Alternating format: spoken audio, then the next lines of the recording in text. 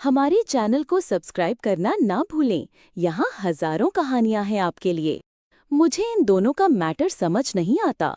पूरे national television पर तो लव बर्ड बनकर घूमते हैं और यहाँ पर ऐसे बोल रही है। प्रीति ने कहा। फिक्र मत करो, लड़कियों की ना का मतलब हाँ होता है, अनीक ने कहा, जो अब तक चुप था। उसके कहने पर रेणुका ने उसकी तरफ आंखें निकाल कर देखा। मुझे ऐसा क्यों लगता है कि तुम मुझ पर टॉन्ट मार रहे हो? अब आप दोनों लड़ाई करने मत लग जाना। जहां मेरी शादी का मसला है, आप दोनों का नहीं, निक बीच में बोला।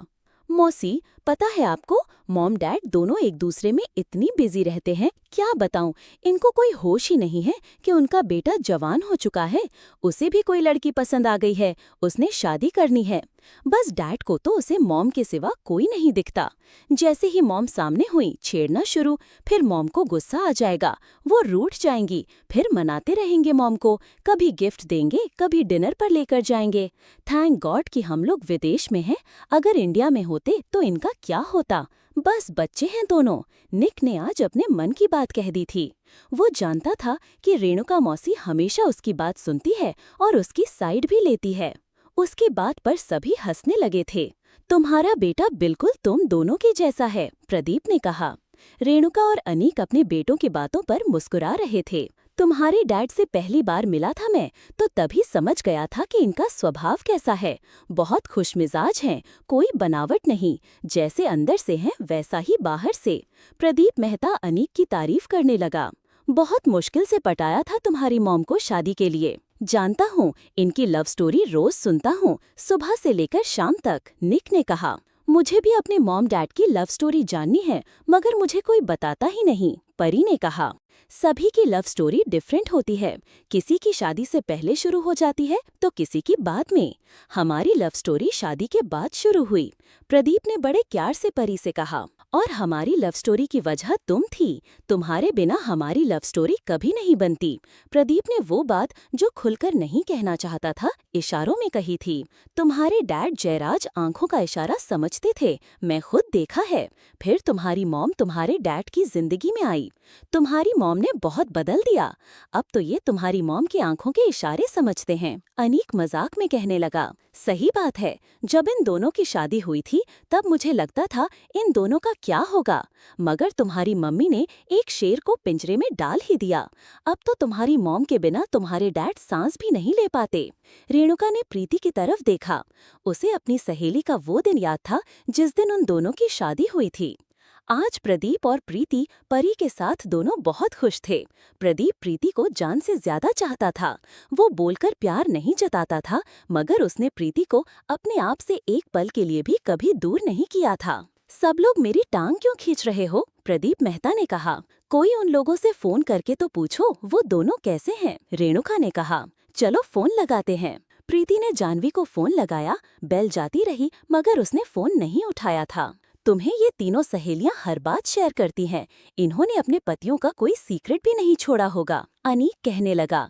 काश मुझे भी कोई ऐसी फ्रेंड मिल जाए, परी ने कहा। मुझे बनाओ अपना फ्रेंड, मैं तैयार हूँ, निक ने कहा। तुम्हें फ्रेंड कैसे बना लूं? मुझे लड़की सहेली बनानी है। निक, तुम्हारे लिए खुशखबरी है, जय तुम्हें पसंद करता है। वो चाहता है जूही और तुम अगर एक दूसरे को पसंद करो तो उसे शादी से कोई प्रॉब्लम नहीं, प्रदीप मेहता ने बताया। क्या बात कह रहे हैं? वो खुश हो गया। मगर मैंने पार्टी में देखा, जूही और तुम्हें कोई प्रॉब्लम है क्या? परी ने कहा। प्रॉब्लम नहीं है, मैंने उसके साथ मजाक किया था, उसी को लेकर गुस्सा है। वैसे परी, तुम तो इतना बोलती हो, इतनी शरारती हो, मगर आंटी अंकल का स्वभाव जरा डिफरेंट है तुमसे, निक ने कहा। उसकी बात पर प्रदीप मेहता और प्रीति ने एक दूसरे की तरफ देखा। अच्छा छोड़ो इस बात को, अब फिर फोन मिलाओ जानवी को, प्रीति ने कहा। वो लोग फिर फोन मिलाने लगे। परी ध्यान से अपने मॉम और डैड के चेहरों की तरफ देख रही थी। निक की बात पर प्रदीप मेहता काफी चुप हो गया था। महक को जयराज को पता चल चुका था कि कुंदन श्रीवास्तव ने किस किस को हायर किया था। उसने सभी लोगों को रातों रात गायब होने को कहा है क्योंकि पुलिस सभी को पकड़ रही है। जयराज के पास प्रूफ है। जयराज के ऑफिस में काम करने वाला क्लर्क देव अपनी बेटी से कह रहा था ये वही क्लर्क देव था जो यश के काफी नजदीक हो गया था और उसकी बेटी भी। महक कुंदन श्रीवास्तव के कहे पर काम कर रही थी। यश पूरी तरह से मेरे कब्जे में आ चुका है। अगर मैं कहूंगी तो वो मुझसे शादी भी कर लेगा। शायद उसे ज्यादा नहीं पता कि क्या हुआ है। पागल हो क्या? जयराज की आंखों से कुछ नहीं छुपता। अगर यश कब्जे में है तो उससे पैसे ऐंठो। अगर शादी की बात चली तो जयराज सिंघानिया एक पैसा नहीं देगा। हो सकता है वो यश को भी घर से निकाल दे। क्या कह रहे हैं? सच कहता हूँ, यशराज सिंघानिया तुम्हारी बातों में इसलिए आ गया क्योंकि वो बहुत सिंपल है, अपनी मॉम के जैसा। जयराज की वाइफ भी ऐसी ही है। मगर जरा जयराज के सामने तुम्हारी बात की तो याद रखना हमारा खेल खत्म हो जाएगा। तो फिर मैं क्या करूं पापा? महक ने कहा। तुम बस सिर्फ उससे मिलती रहो और किसी न किसी बहाने से पैसे लेती रहो। शादी नहीं हो सकती। जयराज की नजर में नहीं आना तुम्हें, वरना तुम सोच भी नहीं सकती जयराज क्या चीज है। असल में देव की बेटी महक को कुंदन श्रीवास्तव ने ही लगाया था। जब ऑफिस में आज सिंपल एम्प्लॉय काम कर रहा था, वो महक के काफी नजदीक हो गया था, जहां तक कि उससे शादी करने को भी तैयार था। अगर कुंदन श्रीवास्तव पकड़ा ना जाता तो उसका प्लान यही था, शादी करके सिंघानिया मेंशन पहुंच जाए। मगर अभी भी वो लालची नहीं छोड़ रही थी। दिखने में भोली भाली सिंपल, मगर असल में एक तेज तर्रार लड़की थी। इसके सपने बहुत बड़े थे और उसके पिता भी उसका पूरा साथ दे रहे थे। हमारे चैनल को सब्सक्राइब करना ना भूलें। यहाँ हजारों कहानियां हैं आपके लिए। जानवी की आंखों में आंसू आ गए थे। तब तक फूल लेकर ड्राइवर भी आ गया। जानवी ने अपना चेहरा साइड पर कर अपनी आंखें साफ करने लगी। जानवी ने ड्राइवर को फोन वापस किया। डोंट वरी, हम लोग हैं तुम्हारे साथ। मैं निक को भेजती हूँ आज शाम को तुम्हारे घर, रेणुका ने कहा। जानवी घर आ गई थी। उसके मन में चाहे जो परेशानी थी, उसने अपनी परेशानी मॉम डैड, राजन और जया उन लोगों के सामने शो नहीं होनी थी और बच्चों से भी इसके बारे में कोई बात नहीं की थी। क्या तुम? युग ने बैठते ही परी से कहा। वो दोनों बाहर किसी रेस्टोरेंट में बैठे हुए थे। मैंने चाय कॉफी पीने के लिए नहीं बुलाया तुम्हें, परी ने जवाब दिया। मैंने कब कहा कि तुम्हें चाय कॉफी पीनी है? इसीलिए मुझे बुलाया, मगर रेस्टोरेंट में बैठे हैं, कुछ ले लेते हैं। वो कोल्ड कॉफी ऑर्डर करता है। क्या हुआ, तुम्हारा चेहरा इतना उतरा हुआ क्यों है? युग ने परी से पूछा। तुमने अभी तक घर पर बात नहीं की? मेरे घर में सभी मेरी शादी के पीछे पड़े हुए हैं। उसकी बात पर युग सोचने लगा। अब सोच क्या रहे हो? मेरी बात का जवाब नहीं दे रहे। डैड अपने घर पर नहीं है और मॉम अपनी सहेलियों के साथ बिजी हैं। रेणुका मासी कितनी देर बाद आई है। तुम्हारे मॉम और मेरी मॉम और रेणुका मासी तीनों एक दूसरे के साथ टाइम स्पेंड कर रही हैं। फिर कब करोगे बात? मैं बोलने की कोशिश करती हूँ, मगर मेरी कोई बात ही नहीं सुनता। वो टीवी वाली बात जो हमारी न्यूज़ थी, सभी उसे लेकर बात करने लगते हैं, परी ने कहा। मेरे घर पर भी यही हो रहा है, युग कहने लगा। मेरी बात कोई नहीं सुनता, सभी मेरी शादी की बात करने लगते हैं। परी उसके सामने बैठे उसके साथ लड़ाई कर रही थी। जब से मसला खड़ा हुआ है तब से कह रहे हो मैं बात करूंगा, मगर तुमने बात नहीं की। बात हमारी शादी तक आ चुकी है, परी ने परेशान होते हुए कहा। परी का यकीन का युग से उठने लगा था। अब मैं क्या करूं? अब मॉम डैड की एनिवर्सरी की पार्टी थी, वहां से आते ही सभी उनकी पार्टी में बिजी हो गए। फिर तुम जानते हो जो हो रहा है। मगर परी को नहीं पता था कि उसका इरादा उससे शादी करने का था। वो उसको बहला रहा है कि घर पर बात करूंगा शादी मना करने के लिए। मैं आती हूँ घर पर, मैं बात करूंगी आंटी अंकल से कि मुझे तुमसे शादी नहीं करनी। मेरे मॉम डैड मेरी नहीं सुनते, तुम्हारी तो मेरी सुनेंगे। पर डैड को आने तो दो, फिर ही बात होगी। परी अचानक से खड़ी हो गई। अब तुम रूठ कर कहाँ जा रही हो? मैं रूठ कर नहीं जा रही, मैं वॉशरूम होकर आती हूँ, परी उसे गुस्से में बोली। वो वॉशरूम की तरफ चली गई। उसे जाते हुए देखकर वो मुस्कुरा रहा था। मेरे साथ तुम्हारी शादी फिक्स हो रही है और इस लड़की को देखो कितना एटीट्यूड है, शादी नहीं करनी नहीं करनी। मगर शादी तो मैं तुमसे करके रहूंगा। लगता है प्यार का इजहार शादी के बाद ही करना पड़ेगा। थोड़ी ही देर बाद परी वॉशरूम एरिया से बाहर आने लगी। इस वक्त कुछ 3-4 लड़के ऊंची ऊंची बोलते हुए रेस्टोरेंट के अंदर दाखिल हुए। इस वक्त परी टेबल तक आने के लिए वहां से गुजरी। क्या आइटम है? उनमें से एक लड़का बोला। इसे तो टीवी पर देखा था, वही है। असल में तो ये ज्यादा सुंदर लगती है। उनकी बातों पर परी ने उन लोगों की तरफ गुस्से से देखा। फिर वो अपने टेबल की तरफ जाने लगी। क्या बात है, गुस्से में तो और भी सुंदर लगती है, एक लड़का बोला। उनकी बातें युग को भी सुनाई दे गईं। वो अपनी जगह से खड़ा होकर परी के पास आने लगा। परी जल्दी से टेबल तक गई। चलो युग, हम जहाँ से चलते हैं। हाँ जाओ, उन लड़कों ने भी कहा। ये तो वही है, बड़े बाप का बेटा। वो लड़के आपस में बात करके हंसने लगे। चलो युग, परी ने उसका हाथ पकड़ा और उसे बाहर तक ले गई। मुझे लगता है मैं अपना गाड़ी की चाबी वहीं छोड़ आया। मैं अभी लेकर आता हूँ। परी को गाड़ी के पास खड़ा कर युग खुद अंदर आ गया। वो लड़के देखने के लिए बैठने के लिए जगह देख रहे थे। युग ने एक कुर्सी उठाकर एक लड़के के सिर पर दे मारी और उसे लड़के के सर से खून आने लगा। ये सिर्फ ट्रेलर है। युग ने अपने ब्लेजर के अंदर से अपना रिवॉल्वर दिखाया। मुझसे बुरा कोई नहीं होगा। वो लड़के युग से डर गए और कोई लड़का उसके पीछे नहीं आया। युग बाहर आ गया, मगर इस घटना के किसी ने वीडियो बना ली थी। क्या हुआ, तुमने इतना टाइम क्यों लगा दिया? परी ने पूछा। तभी वो लड़का जिसके सिर पर युग ने चेयर मारी थी, उसके साथी उसे लेकर बाहर आने लगे, क्योंकि उसके सिर पर खून आ रहा था। ये तुमने किया? परी ने उन्हें देखकर कहा। किसकी हिम्मत है जो युग सिंघानिया की होने वाली वाइफ के बारे में ऐसा बोल सके? युग ने उसकी तरफ देखते हुए कहा। वो वहां से गाड़ी निकालकर ले गया। क्या जरूरत थी तुम्हें पंगा लेने की? अब पुलिस केस होगा। फिक्र मत करो, मैं सब संभाल लूंगा। वो उसे घर छोड़ता हुआ चला गया था। और फिर वही हुआ। शाम को की न्यूज़ वायरल हो चुकी थी।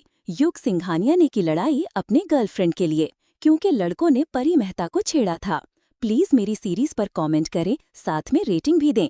आपको मेरी सीरीज कैसी लग रही है, कमेंट में बताएं। मुझे फॉलो करना और रिव्यू देना याद रखें। हमारे चैनल को सब्सक्राइब करना न भूलें। यहाँ हजारों कहानियां हैं आपके लिए।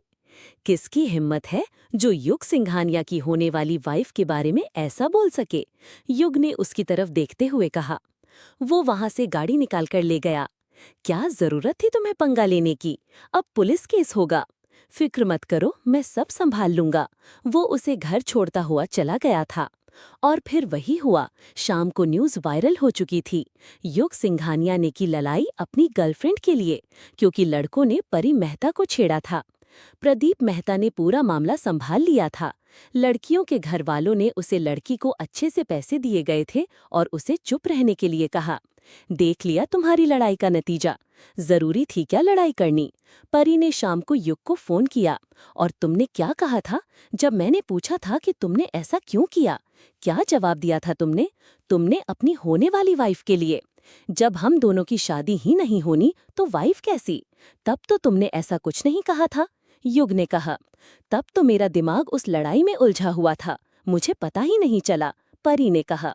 देखो, हमारा रिश्ता नहीं है ये तो हम जानते हैं, लेकिन दुनिया को तुम मेरी होने वाली वाइफ हो, इसीलिए मुझे लड़ना चाहिए था तुम्हारे लिए। और पता है मॉम बहुत खुश है तुम्हारी इस लड़ाई से। क्या? युग ने हैरानी से पूछा। मुझे तो लगा था वो नाराज होंगी। उन्हें लगता है तुम मेरे लिए लड़ाइयाँ चढ़ते फिर रहे हो। उन्होंने जानवी मासी को फोन भी लगाया कि अब इन दोनों की जल्दी से शादी करनी चाहिए। उसकी बात पर युग हंसने लगा। तुम हंस रहे हो तो और क्या करूं? वैसे मेरे घर पर भी मेरी क्लास लगी है। अभी दादू से खूब डांट पड़ी। अच्छा किया, डैड भी गुस्सा है तुम पर। कह रहे थे इतना शांत लड़का, सोच सोच कर हर कदम उठाने वाला, क्या हो गया था उसे? तो मॉम ने कहा कि जब लड़के प्यार में होते हैं तो ऐसा ही होता है। उनके मुंह से वरुण चाचू का नाम भी निकला। फिर मुझे देखते हुए वो चुप हो गई। देखो परी, तुम सच्चाई जानती हो, ये बात तुम्हारे मॉम डैड को पता नहीं चलनी चाहिए। प्रदीप अंकल तुम्हें बहुत चाहते हैं, उनके लिए दुनिया में तुमसे ऊपर कोई चीज नहीं। बिल्कुल, वो कभी नहीं जान पाएंगे कि मुझे पता है मेरे पिता वरुण चाचू हैं। असली बात तो फिर बीच में रह गई। परी कहने लगी। अब शादी का मसला सुलझाओ। मुझे तो लगता है इसी हफ्ते हमारी शादी की डेट फिक्स हो जाएगी। डोंट वरी, तुम फिक्र क्यों करती हो? मैं हूं ना, मैं करता हूं घर में बात। मेरी मर्जी के बिना थोड़ी मेरी शादी हो जाएगी। परी, एक बात पूछूं तुमसे? युग ने कहा। ऐसे सीरियस क्यों हो गए? पूछो, क्या पूछना है? मतलब मुझसे शादी करना इतना बुरा होगा तुम्हारे लिए? मुझे तो लगता है जिससे भी शादी करूंगा वो खुश हो जाएगी, और मेरे बारे में तो तुम सब जानती हो। मेरी लाइफ में तो कोई है ही नहीं। फिर तुम्हें क्या प्रॉब्लम है? युग जो परी से काफी दिनों से कहना चाहता था, आज उसने फोन पर पूछ लिया था। इसके लिए उसने बहुत हिम्मत की थी। वो परी से डरता भी था। परी की तरफ से कोई आवाज नहीं आई थी। वो बिल्कुल चुप हो गई। नाराज हो गई मुझसे? उसने कहा। मेरे कहने का मतलब ये नहीं था। उसे लगा परी अब फोन काट देगी। नहीं, नाराज नहीं हूँ, मगर किसी की लाइफ में मजबूरी में आना कोई अच्छी बात नहीं। जब तक आपको कोई चाहे ना, आपको पसंद ना करें, तो आप किसी की लाइफ में कैसे आ सकते हैं? शादी करने के लिए जरूरी है कि सामने वाला आपको पसंद करे, आपसे प्यार करे। परी ने कहा। अगर मैं ये कहूँ कि मैं तुम्हें पसंद करता हूँ, तुमसे प्यार करता हूँ, तो करोगी मुझसे शादी? बोलो। अगर तुम हाँ कहो तो प्रपोज करने के लिए अभी आ जाता हूँ, युग ने कहा। नहीं, अभी मत आना, परी ने जल्दी से कहा। युग हंसने लगा। तो इसका मतलब हाँ है? हाँ, परी ने धीरे से कहा। लड़ाई तो मुझे इतनी ऊंची बोलकर करती हो, और हाँ धीरे से कह रही हो।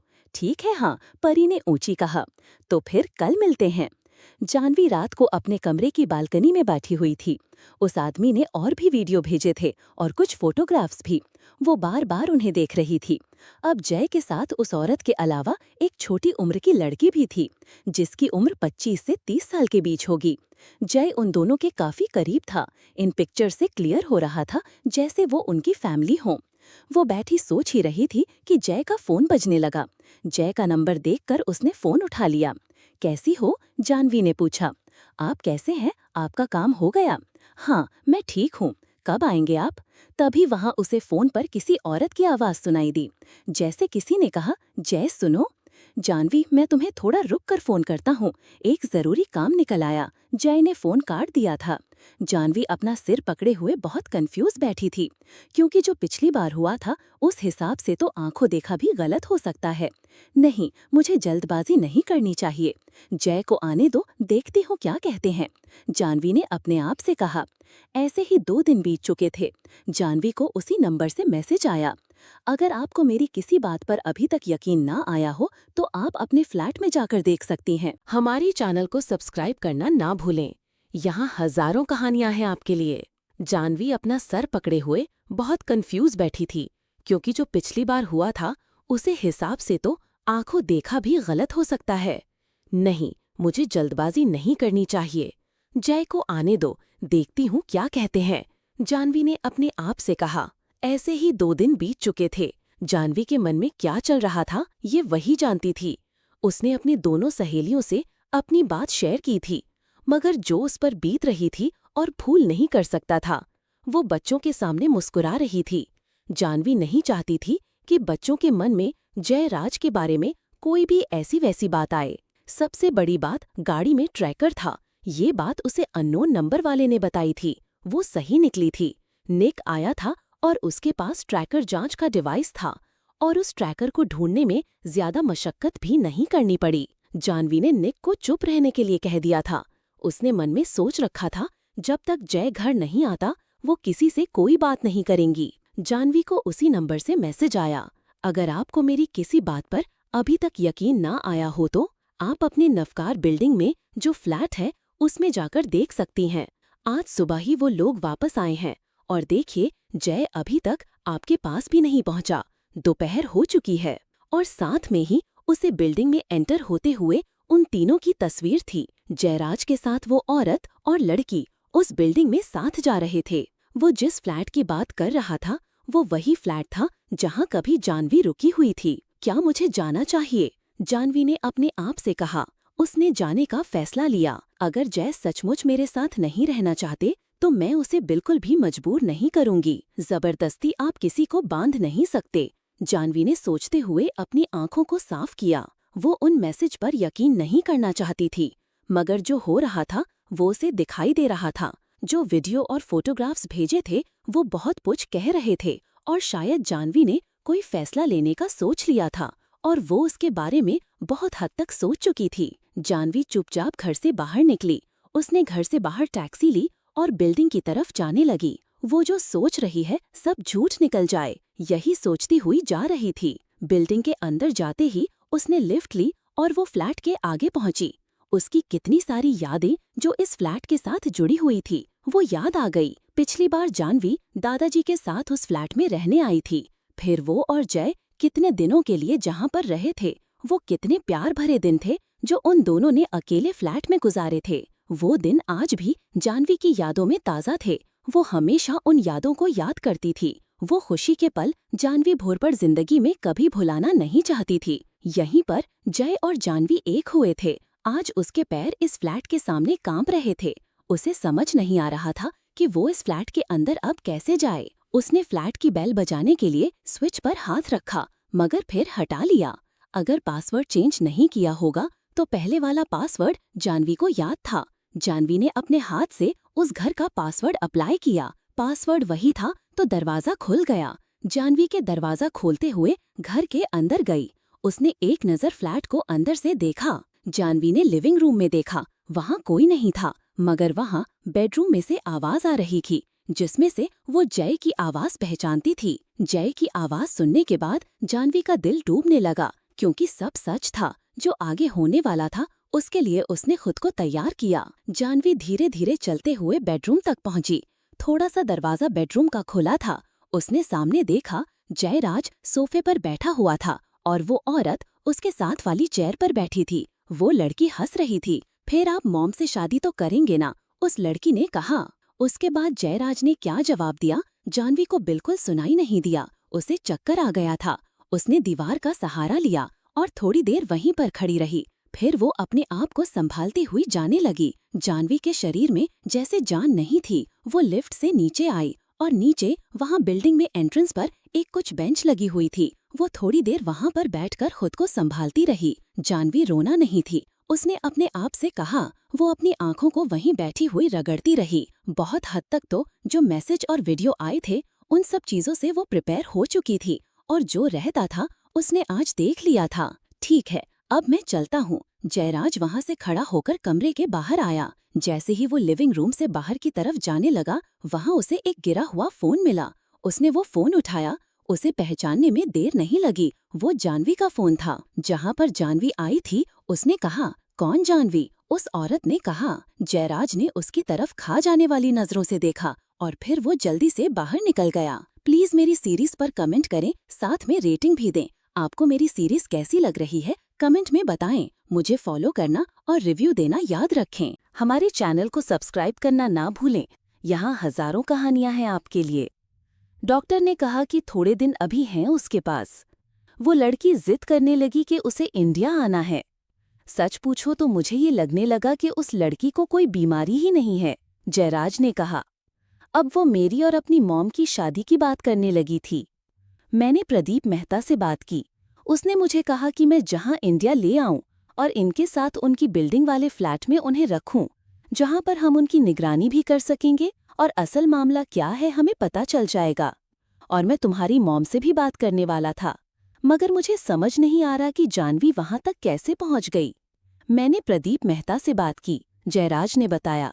उसने कहा कि मैं उसे इंडिया ले आऊं और उसे हमारी बिल्डिंग वाले फ्लैट में रखूं, ताकि हम उसकी निगरानी कर सकें और असली मामला समझ सकें। मैं तुम्हारी मॉम से भी बात करने वाला था, वो युग की ओर देखकर बोला, मगर मुझे समझ नहीं आ रहा कि जानवी वहां तक कैसे पहुंच गई। फोन की जांच। जयराज के हाथ में जानवी का फोन था। वो उसे घूरते हुए बैठा था।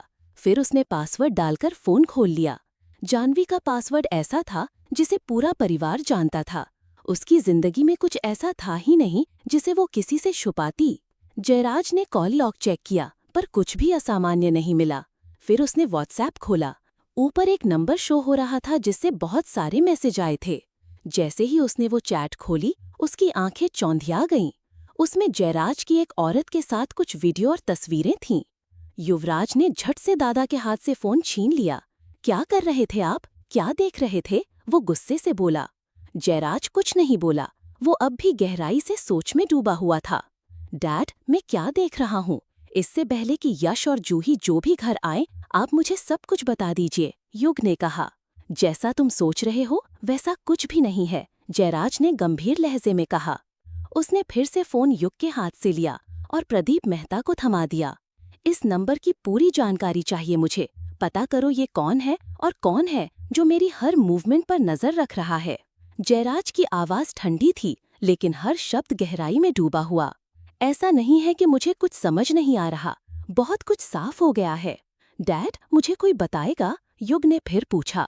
तुम मुझ पर यकीन कर सकते हो, मैं कह रहा हूँ, जो इन तस्वीरों में दिख रहा है वैसा कुछ भी नहीं है। मैं तुम्हारी मॉम से बात कर लूंगा, फिर तुमसे भी करूंगा। मगर हाँ, एक बात साफ कह दूं, जो औरत इन वीडियो में है उसका नाम है दिव्या सेठी। वो अपनी बेटी और उसकी बीमारी को याद करके अक्सर रोती थी। जब भी मैं उसे संभालने और सहारा देने गया, तभी इन पलों की वीडियो बनाई गई। अब मुझे पूरा यकीन है कि दिव्या सेठी ने कोई आदमी रखा है जो मुझे ट्रैक कर रहा है। जयराज की आंखों में अब गुस्से की लपटें थीं। योजनाएं और ट्रैकिंग। अच्छा युग, ऐसा करो, ऊपर जाओ और मेरा लैपटॉप ले आओ। दादा, मैं तुम्हारा दादा हूँ और जो तुम्हारे लिए माँ है वो मेरी जान है। मैं उसके बिना कुछ नहीं, जयराज ने उसका गाल सहलाते हुए कहा। कुछ देर में युग लैपटॉप लेकर नीचे आ गया। आप क्या कर रहे हैं? युग ने पूछा। तुम्हारी मॉम के मंगलसूत्र में ट्रैकर है। क्या आप पागल हो गए हैं? मॉम की कोई प्राइवेसी नहीं है? ये उसकी प्राइवेसी तोड़ने के लिए नहीं है, ये उसकी जान की हिफाजत के लिए है। सिर्फ तुम्हारी मॉम ही नहीं, तुम्हारी दादी माँ और मेरी बेटी की गाड़ियों में भी ट्रैकर है। तुम जानते हो, मेरे बहुत सारे दुश्मन हैं और मेरी सबसे बड़ी कमजोरी क्या है ये भी सब जानते हैं। ये तीनों औरतें मेरी ताकत भी हैं और मेरी कमजोरी भी। इसलिए फिक्र मत करो बेटा, मैं हूं ना। राजन की बेचैनी। ये सब मेरी वजह से हुआ, राजन पछतावे में बोला। आप फिक्र मत करो, युग ने कहा। राजन ने किसी को फोन लगाना चाहा, पर जयराज ने उसका हाथ पकड़ लिया। कोई मूवमेंट मत करना, मैं सब कुछ संभाल लूंगा। बस तुम लोग घर पर रहो और सेफ रहो। जूही को भी घर बुला लो, मैं नहीं चाहता कि मेरी बेटी किसी मुसीबत में पड़े।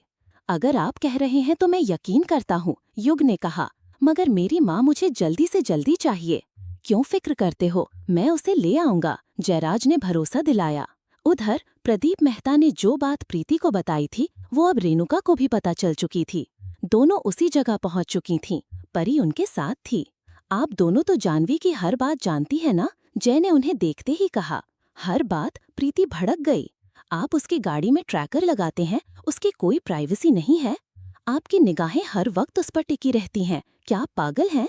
वो मेरी सहेली है और आप सिर्फ उसे कंट्रोल करना चाहते हैं। जैक से शांत प्रतिक्रिया। मैं जा रहा हूँ डैड, युग ने गुस्से से कहा। प्लीज इन दोनों को संभालिए। जयराज अपनी जगह से खड़ा हुआ और बस हल्के से मुस्कुराया। आप मुस्कुरा रहे हैं, क्या आपको उसकी फिक्र नहीं? प्रीति ने सवाल किया। मेरी नजरों से वो कहाँ जाएगी? जयराज ने कहा। आप लोग आराम से रहें, मैं सुबह वापस आऊंगा, अभी मुझे जाना है, कहकर वो बाहर निकल गया।